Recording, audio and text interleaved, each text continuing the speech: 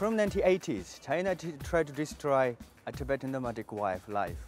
First, what they did, I'm going to explain how nomads are free. There's no fences everywhere. They have no boundaries.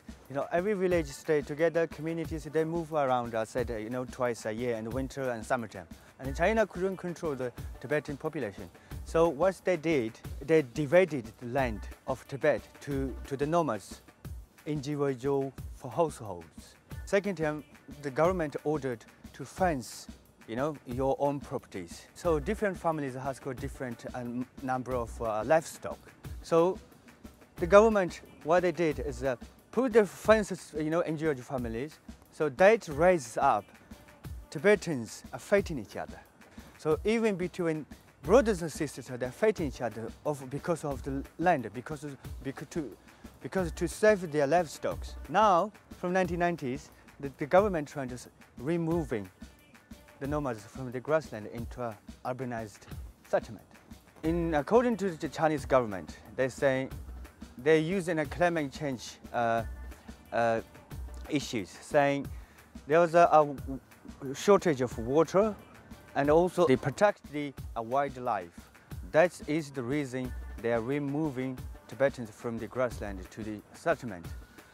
So I don't think there's any advantage, removing from the Tibetans from the grassland for Tibetans, because as I said, Tibetan is only the nomads lived on the grassland for 1,000 years, and they have no skills and everything.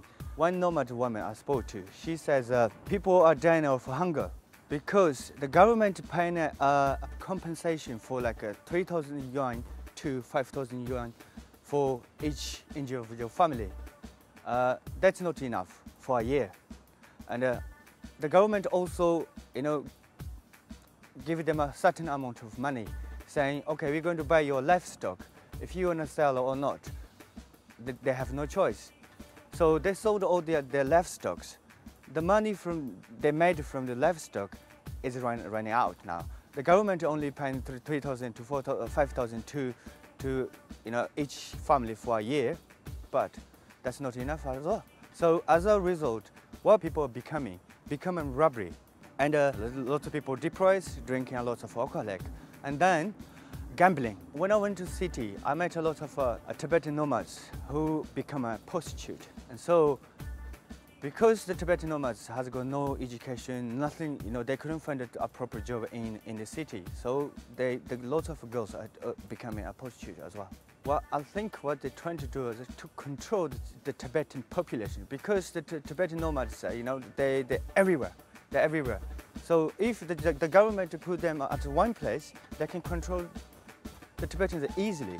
So that's one thing. And second thing, they're trying to destroy a Tibetan nomadic way of life. The China was saying having a lot of yak sheep is overgrazing, is deteriorating the grassland. So what they're saying is they have to move down there for 5 years.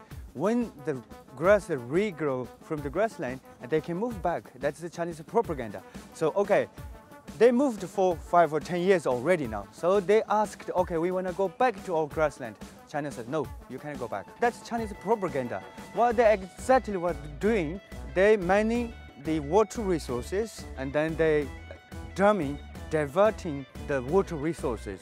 The water goes through the India, the Bangladesh, but if they diverting diverting into China, so China went to control as well as Tibet, as well as the Asia as well. Listen to the people.